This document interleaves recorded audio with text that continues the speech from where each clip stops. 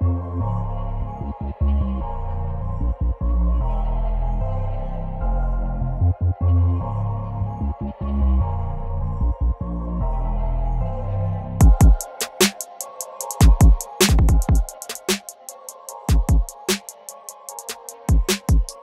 fait une vidéo hier où je disais que l'arbitre Mohamed Adel devait laisser le Mali tirer le corner de la fin. Pourquoi je le dis? Le coup franc a eu lieu à la 120e 8 secondes et la Côte d'Ivoire le tire à la 120e 54 secondes. C'est-à-dire ils font 46 secondes avant de tirer ce coup franc. Et 6 secondes après, donc à la 121e minute, Diakité dévie le ballon tiré par Fana et il y a but.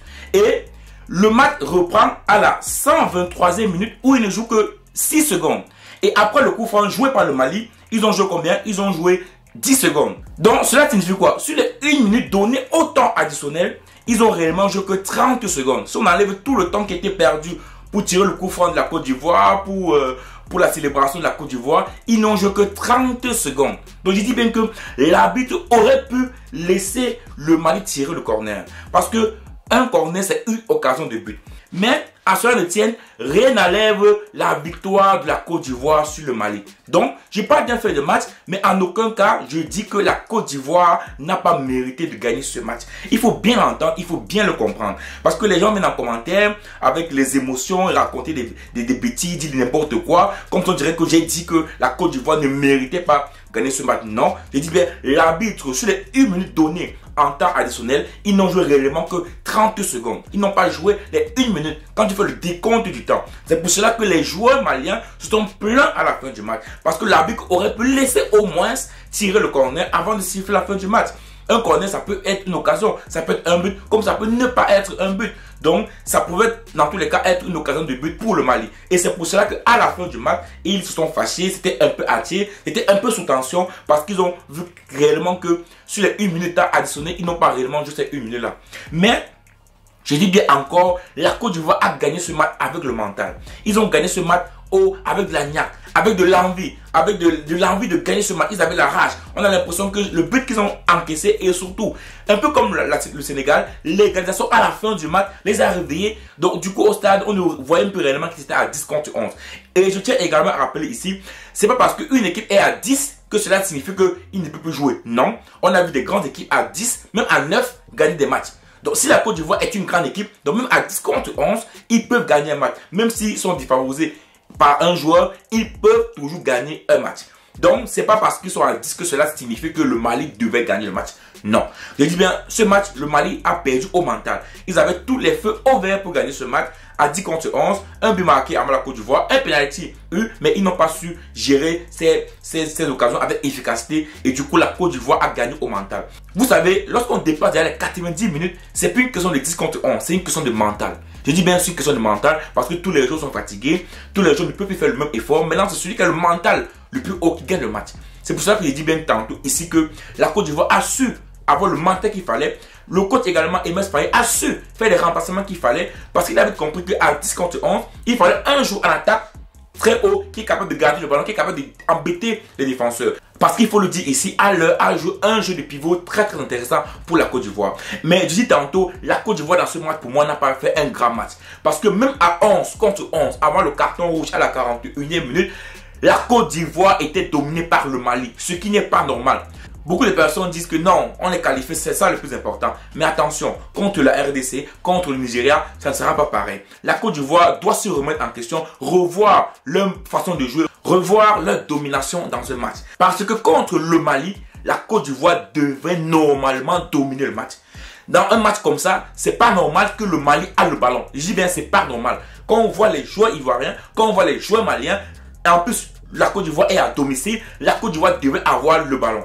En deuxième mi-temps, c'est normal, ils étaient à 10. Voilà, il fallait jouer défensivement, puis contre-attaquer en espérant que tous les ballons qui devaient être envoyés à l'heure, ils devaient bien sûr essayer de récupérer le ballon dans les airs. Donc, Haller a fait également un très beau match, une très belle entrée. Le coach a fait de très belles choses, il faut le dire ici, le coach ivoirien. C'est grâce à lui que la Côte d'Ivoire a réussi à se qualifier.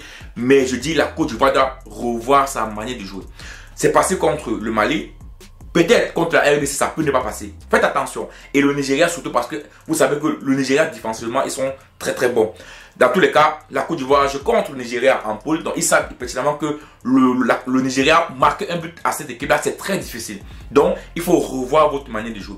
Donc, arrêtez de polémiquer cette vidéo. Arrêtez de dire, ah non, la Côte d'Ivoire, non. Je dis bien, l'arbitre aurait pu donner.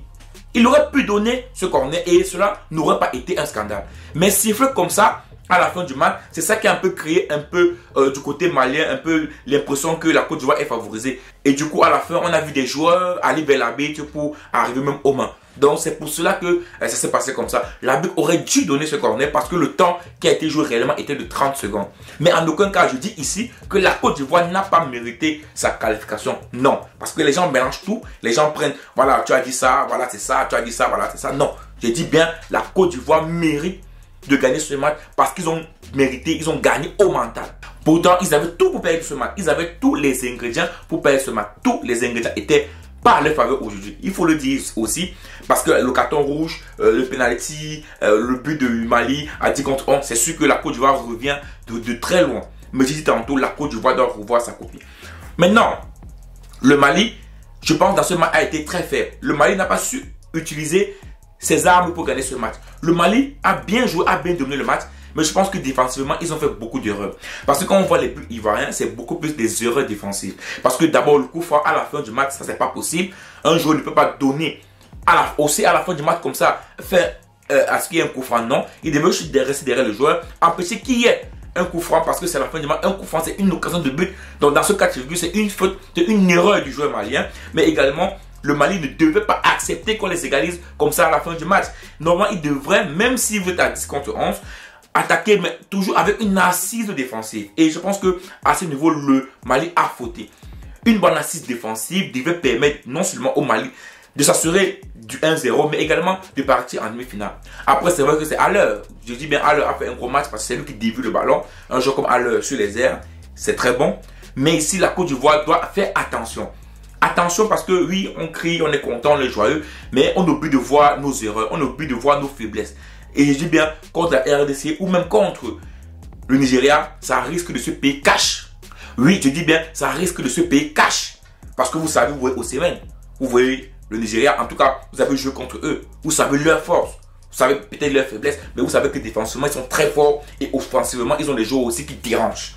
Donc, contre le Nigeria, peut-être en finale, parce que je pense qu'on aura peut-être un Nigeria, Côte d'Ivoire en finale. Mais bon, la RDC, c'est pas une petite équipe. Il faut d'abord passer la RDC avant de voir une finale Nigeria, Côte d'Ivoire, qui sera pour moi une très grande finale. Mais je dis bien tantôt ici, attention à la Côte d'Ivoire, attention à votre jeu. Vous n'avez pas un beau jeu contre le Mali, vous n'avez pas pu gérer le match. Alors que la Côte d'Ivoire a les joueurs qui peuvent tenir un match. Ils ont les joueurs techniques, tactiques qui peuvent tenir un match, qui peuvent tenir le ballon. Ils n'ont pas pu faire contre le Mali. Et je pense que contre la RDC, s'ils font la même erreur, ils risquent de perdre le match. Parce que même la RDC a une bonne assise défensive. Et contre le Nigeria, alors là, s'ils arrivent en finale et ils jouent comme j'ai vu contre le Mali ou même contre le Sénégal, attention, à la fin du match, vous avez réussi à revenir sur le match. Mais dans tous les matchs, c'est pas pareil. Et contre ces équipes-là, attention. Félicitations à la Côte d'Ivoire, félicitations à votre équipe. Ce n'était pas facile pour vous d'arriver jusqu'à ce niveau, il faut le dire ici. La Côte d'Ivoire s'est battue avec ses armes, avec de la conviction, avec de l'envie pour arriver en demi-finale. Il faut le dire ici, cette CAN est magnifique parce que il y a eu tellement de buts qui s'est marqués en fin de match, que ce soit dans les poules ou même dans les matchs à élimination directe. Ici, on voit bien que dans beaucoup de matchs, à la fin, il y a eu un retournement des situations. Et c'est ça qui rend cette CAN très belle, organisée en Côte d'Ivoire. Cette CAN, je pense qu'il va entrer dans l'histoire des meilleures CAN qu'on a organisées en Afrique parce que, il faut le dire ici, là, l'organisation est bonne, mais également, les matchs sont très beaux à voir. Et j'espère également que l'année prochaine au Maroc, cette CAN va également nous montrer beaucoup de surprises parce que c'est ça qui nous donne des émotions, c'est ça qui nous donne l'envie de voir des matchs, c'est ça qui nous donne l'envie de voir un beau spectacle au stade et ça ne peut être qu'une bonne nouvelle pour le football africain. Ciao.